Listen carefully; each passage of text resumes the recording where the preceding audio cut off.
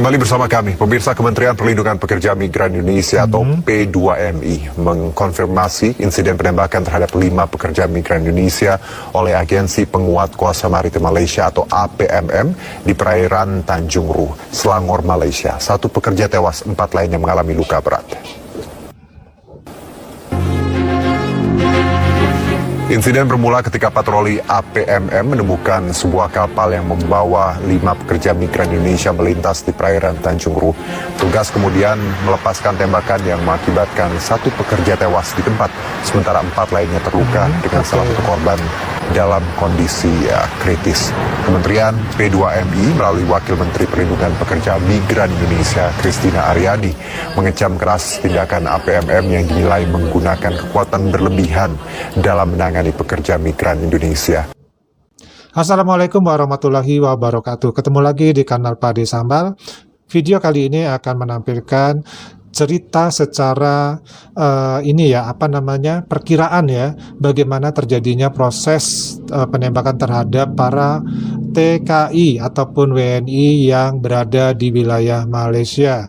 Nah, seperti apa? Kita coba uraikan sedikit-sedikit ya. Seperti misalkan di sini untuk pemetaannya ataupun peta. Kalau kita perhatikan di sini, itu kejadian berada di yang namanya Pantai Tanjung Ruh. Ya, ini Pantai Tanjung Ruh ini berada di Pulau Keri ya, di Pulau Keri. Inilah tempat terjadinya peristiwa penembakan tersebut. Kemudian korban sebanyak kurang lebih kabar terakhir adalah sebanyak 6 orang itu ditemukan ya terdampar ataupun sedang berada di perairan di sekitar Pantai Banting ya. Pantai Banting itu adalah di wilayah ini Pantai Banting, dan di sini adalah wilayah Banting ya. Ini wilayah Banting, termasuk di sini ada Hospital Banting.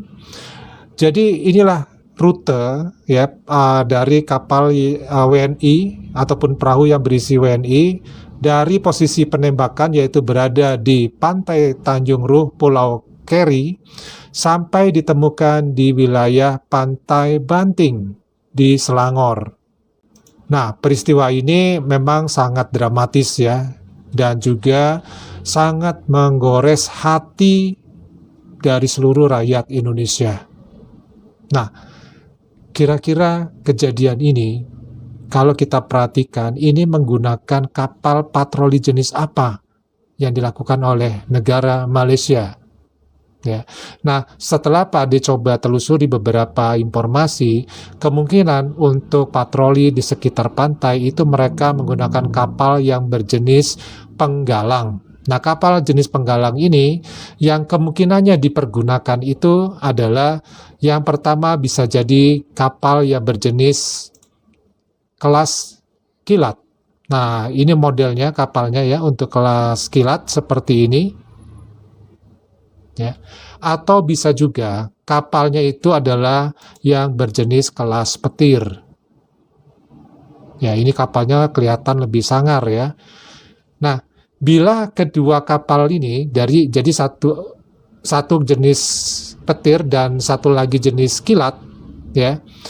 Dari kedua kapal ini bila berhadapan dengan perahu, apalagi perahu nelayan yang dipergunakan, kira-kira menang yang mana menurut teman-teman?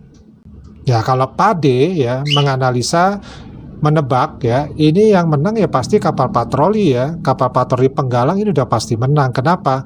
Kedua kapal ini yaitu petir dan kilat ini mempunyai bobot yang lebih besar dibandingkan dengan perahu nelayan. Ya. Kemudian juga mesin yang dipergunakan jelas ya itu lebih cepat ya kecepatannya dibandingkan dengan kapal perahu nelayan. Apalagi di sini kapal jenis penggalang ini mempunyai 2 buah mesin di setiap kapalnya. Nah, kemudian insiden yang terjadi kalau kita perhatikan di sini dari uraian berita yang ada yang beredar dan kita juga tidak tahu kebenarannya seperti apa ya. Ini diperkirakan adalah terjadi semacam mungkin kejar-mengejar. Kalau kejar-mengejar sudah bisa dipastikan bahwa kapal patroli penggalang Malaysia itu bisa menyusul bahkan menyamai kecepatan dengan kapal yang dikejar atau perahu yang dikejar.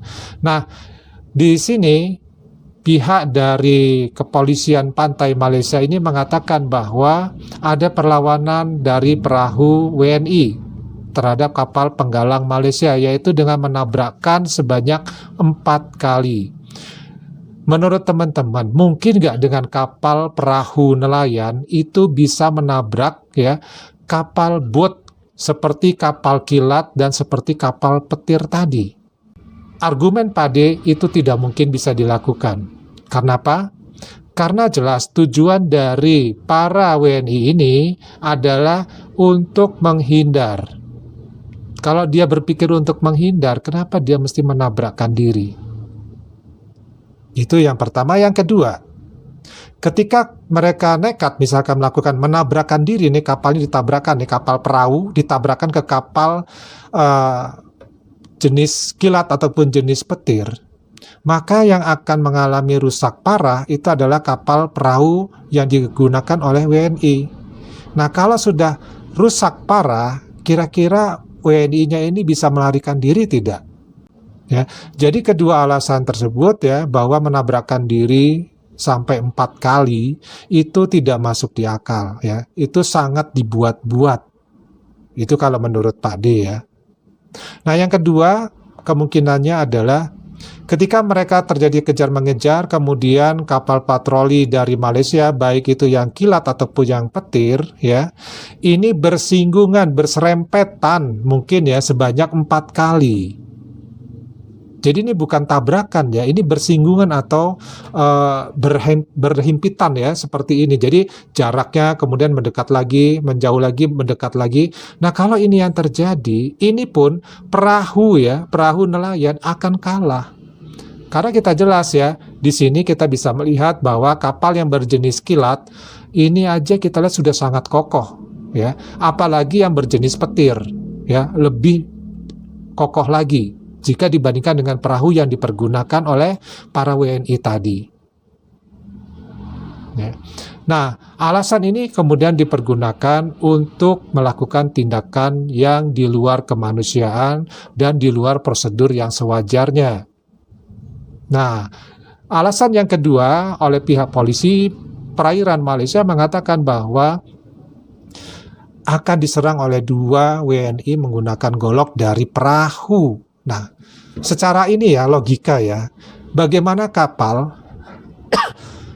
sedang berkejar-kejaran seperti ini ya posisinya. Ini diancam dengan golok. Itu gimana caranya coba?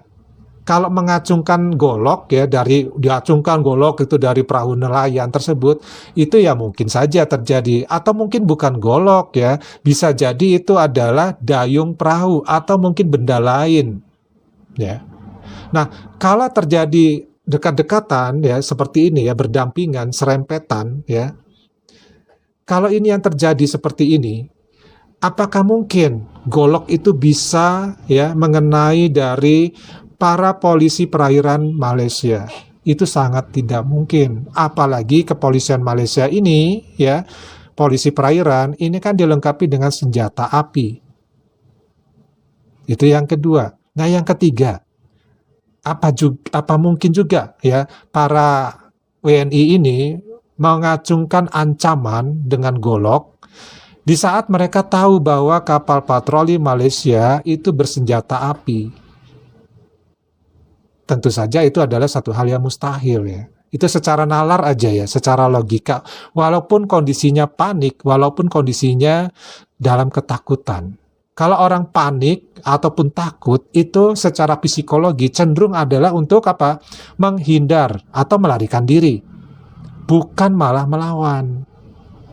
Ya. Nah, jadi di sini menurut Pak D, alasan yang dibuat oleh pihak Malaysia ini adalah alasan yang tidak masuk di akal, alias dibuat-buat ya, dengan tindakan melakukan penembakan terhadap para pekerja ilegal asal Indonesia ini.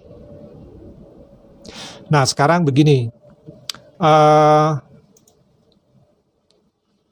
dengan kondisi yang seperti ini ya, maksudnya kondisinya luka parah, kemudian juga ada yang meninggal 1, dan kabarnya ada 2 yang dari Aceh, dan sisanya mungkin dari Medan ya. Kita tidak paham sampai di situ, karena informasinya juga sampai sekarang belum jelas sekali. Pihak Malaysia tidak membuka ya, tidak memberikan informasi yang positif ya dalam hal kasus ini. Jadi mereka seolah-olah menutupi ya informasi yang sebenarnya seperti apa. Nah, ada pertanyaan seperti ini, misalkan pertanyaannya ya, di pihak WNI yang menjadi korban itu akan ada yang meninggal 1, kemudian 4 atau mungkin 5 luka parah. Ini kira-kira mereka itu ditembak satu persatu atau diberondong oleh kapal jenis penggalang Malaysia di perairan Tanjung Ruh, Selangor. Nah, dengan jumlah korban 1 orang meninggal dan 4 lainnya luka parah, kemungkinan besar tembakan dilakukan dengan pola yang tidak terfokus pada satu target tertentu, melainkan secara berondong atau dalam tembakan berturut-turut. Nah, skenarionya ini bisa seperti misalkan ya, penembakan secara sporadis ya atau berondong. Karakteristiknya adalah jika kapal patroli jenis penggalang Malaysia ini memiliki senjata otomatis atau semi otomatis, penembakan berondong lebih mungkin terjadi. Lalu senjata jenis ini memungkinkan peluru itu ditembakkan dalam jumlah besar dalam waktu yang singkat. Dan tembakan semacam ini sering dilakukan untuk memberikan efek menakutkan atau menghentikan perahu dengan segera. Nah, itu gunanya ya senjatanya ya. Jadi bukan menembak untuk menembak mati atau mencederai makhluk yang namanya manusia ya, tetapi adalah untuk menghentikan perahu atau memberikan efek menakutkan. Nah, kemungkinan dari akibat pemberondongan ini adalah dalam situasi seperti ini di malam hari di jam 3 pagi, itu peluru akan menyebar tanpa membidik individu tertentu. Ini kalau diberondong ya, jadi asal tembak. Jadi satu korban bisa terkena tembakan fatal, sementara 4 lainnya terluka parah akibat peluru yang menghantam bagian tubuh mereka. Tentu saja bagian tubuh yang berbeda ya, karena tembakan ini adalah tembakan tidak terarah. Kemudian ada lagi kemungkinannya adalah penembakan secara selektif. Nah, karakteristiknya jika tembakan ini secara selektif ya, ini terarah ya maksudnya ya. Nah, jika awak kapal patroli Malaysia menggunakan senjata ringan seperti pistol atau senjata senapan serbu, penembakan bisa lebih terkendali. Mereka mungkin membidik bagian tertentu dari perahu, bukan manusianya ya, bukan awak perahu, tapi dari perahu, misalkan mesin ataupun lambung. Tetapi tembakan bisa meleset dan mengenai penumpang. Ya, bila mengenai penumpang ataupun meleset, masa semua penumpangnya menjadi korban ya. Kemungkinan lain adalah mereka menembak dengan tujuan melumpuhkan penumpang satu persatu. Nah, ini berarti ada faktor disengaja diarahkan ke penumpangnya, jadi bukan ke perahunya. Nah, kemungkinan akibat yang terjadi adalah korban yang meninggal bisa jadi ditembak lebih dari 1 kali, sementara korban lainnya mengalami luka parah karena penembakan secara acak dalam upaya melarikan diri, kemungkinannya seperti itu. Nah, kemudian juga ada alternatif yaitu kombinasi penembakan dan situasi yang panik. Nah, karakteristik jenis ini adalah tekanan waktu dan medan yang dinamis, misalkan gelombang laut, manuver kapal target, ini dapat memicu penembakan yang tidak terkontrol. Kemudian awak kapal patroli mungkin menembak secara sporadis sambil bergerak, yang menghasilkan kombinasi tembakan berondong dan tembakan terarah. Nah, akibatnya korban terkena peluru karena rentang tembakan yang luas ya, melebar ya, luas ya, dan baik itu disengaja maupun tidak disengaja, alias asal tembaknya diberondong begitu aja. Nah, berdasarkan insiden yang terjadi ini kita bisa mengambil suatu analisa ya. Kalau analisanya ini kemungkinan besar adalah di Berondong itu lebih masuk di akal. Kenapa lebih masuk di akal? Karena dalam operasi pengejaran perahu cepat seperti perahu fiber, biasanya kapal patroli itu akan mengutamakan efek intimidasi dengan tembakan bertubi-tubi untuk menghentikan target. Tapi ya, perintah tembakan selektif juga bisa jadi jika awak kapal diberi instruksi untuk melumpuhkan perahu atau penumpang. Mereka bisa saja mencoba menembak individu tertentu yang dianggap sebagai pengendali dari pelarian kapal nelayan tersebut. Jadi ada instruksi ya, ada instruksi. Nah, kesimpulan yang bisa didapat adalah kemungkinan besar korban mengalami luka akibat tembakan berondong yang tidak terkendali karena situasi operasional pengejaran seringkali menghasilkan tembakan dalam jumlah yang besar. Nah, tanpa target yang spesifik. Nah, untuk memastikan ini diperlukan investigasi forensik pada pola luka korban. Kemudian jenis senjata juga yang digunakan seperti apa, lalu laporan saksi mata di tempat kejadian. Nah, pertanyaan berikutnya adalah, bukankah itu merupakan pelanggaran di dalam menembak target ya, yang tidak bersenjata ataupun warga sipil?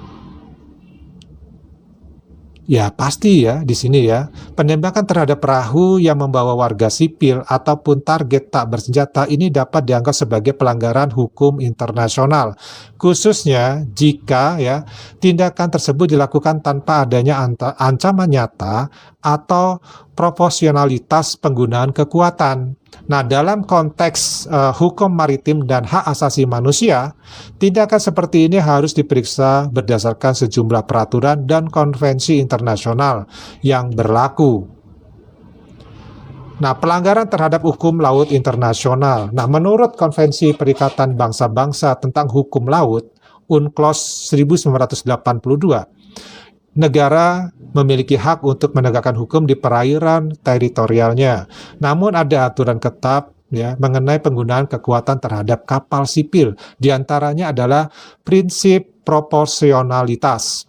Negara pantai hanya boleh menggunakan kekuatan dalam batas yang wajar dan perlu, misalkan melakukan tembakan peringatan terlebih dahulu. Kemudian memastikan bahwa tindakan mereka tidak membahayakan nyawa ya manusia secara tidak perlu.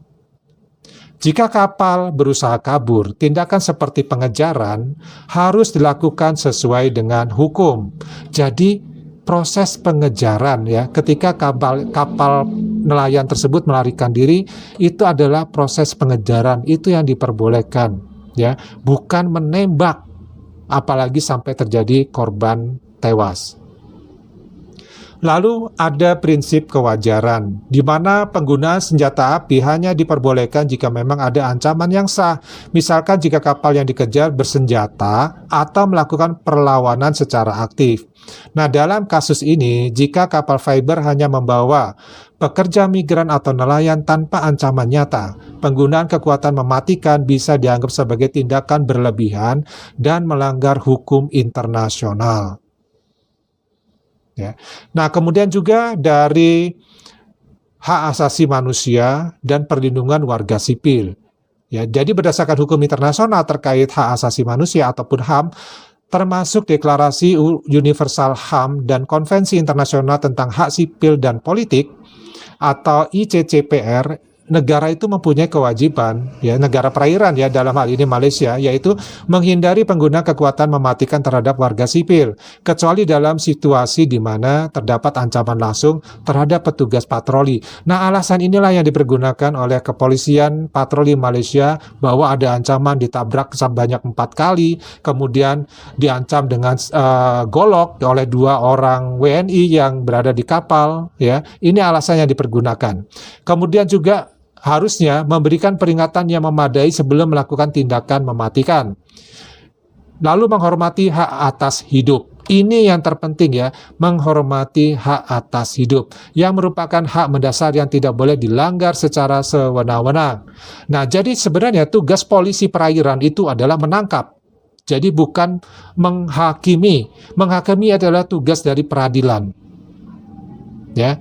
Nah, ini yang harus dipahami. Nah, jika pekerja migran atau nelayan Indonesia dalam perahu tersebut tidak bersenjata dan tidak menunjukkan ancaman fisik, tindakan patroli Malaysia dapat dianggap sebagai pelanggaran HAM secara serius.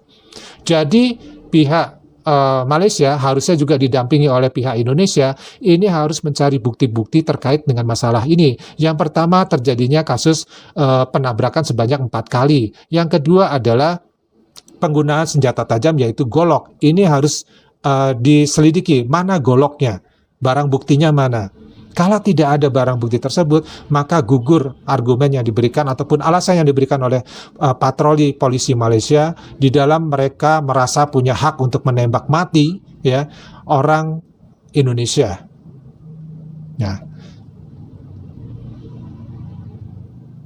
Nah, hal ini jelas ya, ini menimbulkan potensi pelanggaran hukum nasional terhadap Malaysia dan juga terhadap Indonesia. Nah, hukum domestik di Malaysia ini yaitu tindakan yang berlebihan ini ya, dilakukan oleh aparat penegak hukum terhadap warga sipil bisa melanggar Undang-Undang Tata Tertib Polisi dan Hukum Pidana Malaysia yang menetapkan batasan penggunaan kekuatan oleh petugas. Juga jika terbukti bahwa petugas bertindak tanpa dasar hukum yang kuat, mereka itu bisa diadili atas penyalahgunaan wewenang atau kelalaian yang menyebabkan kematian. Inilah yang kita tuntut ya dari pemerintah Malaysia terhadap proses ya penegakan hukum ya, adanya penyelidikan. Jadi siapa yang bersalah dalam hal ini? Memang dalam kasus ini ya warga Indonesia ini kemungkinan bersalah karena mereka memasuki wilayah Malaysia secara ilegal. Tetapi ya untuk mengambil tindakan yang sampai menghilangkan nyawa dengan ditembak ya, ini adalah satu hal yang berbeda ya. Jadi kita pisahkan ya antara kasus pelanggaran menjadi TKI ilegal dan juga pelanggaran penembakan yang dilakukan oleh pihak otoritas perairan penjaga pantai Malaysia. Sementara di Indonesia, pemerintah Indonesia ini dapat menggunakan jalur diplomatik ya untuk mengajukan nota protes resmi kepada Malaysia terkait tindakan yang tidak proporsional terhadap warga Indonesia itu sendiri, dan ini sudah dilakukan. Insiden ini bisa bisa dimanfaatkan ya untuk meningkatkan perlindungan bagi pekerja migran dan nelayan Indonesia di luar negeri. Ya, ini insiden yang memang benar-benar tragedi yang luar biasa. Ya, ini kalau menurut Pade. Nah, protes diplomatik tadi sudah dilakukan. Kemudian harusnya juga melibatkan ya organisasi internasional. Seperti di sini bisa kita melibatkan ASEAN, bisa juga melibatkan PBB atau organisasi HAM internasional. Ya. Nah, tapi proses ini akan memakan waktu yang sangat lama ya, dibandingkan kalau kita menggunakan proses hubungan bilateral kedua negara. Bisa juga mengejar tindakan tersebut ya berdasarkan hukum internasional. Jadi kita melakukan pelaporan ke tindakan hukum internasional jika memang kita mempunyai bukti yang kuat bahwa Malaysia melanggar hukum laut internasional. Maka kita bisa melakukan ya laporan ke Mahkamah Internasional atau ICJ atau ke Tribunal Hukum Laut Internasional atau ITLOS. Nah, peristiwa ini pernah terjadi juga ya, dan ini menjadi masalah internasional ya, yaitu kasus Filipina melawan Cina, di mana nelayan Filipina pernah ditembaki oleh penjaga pantai Cina di Laut Cina Selatan yang memicu ketegangan diplomatik dan pelaporan ke PBB. Nah, yang kedua adalah kasusnya di Eropa, di mana penanganan terhadap imigran oleh Angkatan Laut beberapa negara yang terlalu keras ya, ini pernah dikecam oleh Uni Eropa dan lembaga HAM internasional. Kesimpulannya, jika ini benar, patroli Malaysia menembaki perahu fiber yang membawa warga sipil Indonesia tanpa memberikan peringatan yang memadai atau tanpa ancaman yang nyata, maka tindakan tersebut dapat dianggap sebagai pelanggaran hukum internasional dan HAM. Dan langkah-langkah yang perlu dilakukan diantaranya adalah protes diplomatik resmi kepada Malaysia, ini sudah dilakukan. Kemudian tuntutan penyelidikan independen terhadap kejadian tersebut ini sedang dilakukan, dan pendampingan hukum bagi keluarga korban dan penyintas ini sedang dilakukan. Lalu melakukan evaluasi perlindungan pekerja migran di wilayah perairan Malaysia ini masih menjadi PR ya. Nah, dari uraian di sini mungkin bagi teman-teman bisa mendapat bayangan ya, kira-kira seperti apa kejadiannya, kemudian proses-proses hukum apa saja yang bisa tetap diterapkan di dalam proses kejadian seperti ini. Dan tadi peristiwa ini ternyata bukan satu-satunya peristiwa di dunia secara internasional. Di sini sudah dicontohkan tadi 2 peristiwa secara internasional yang terjadi di perairan Laut Cina Selatan dan juga di Eropa. Nah, mudah-mudahan ini membantu kita di dalam membayangkan dan memberikan semacam gambaran ya. Sekali lagi ini adalah analisa karena kita tidak mempunyai data yang cukup dan kita tidak diberikan pintu yang sangat terbuka lebar di dalam mendapatkan informasi dari negara Malaysia. Daripada cukup dulu, kita ketemu lagi di video yang lainnya. Wassalamualaikum warahmatullahi wabarakatuh. Salam.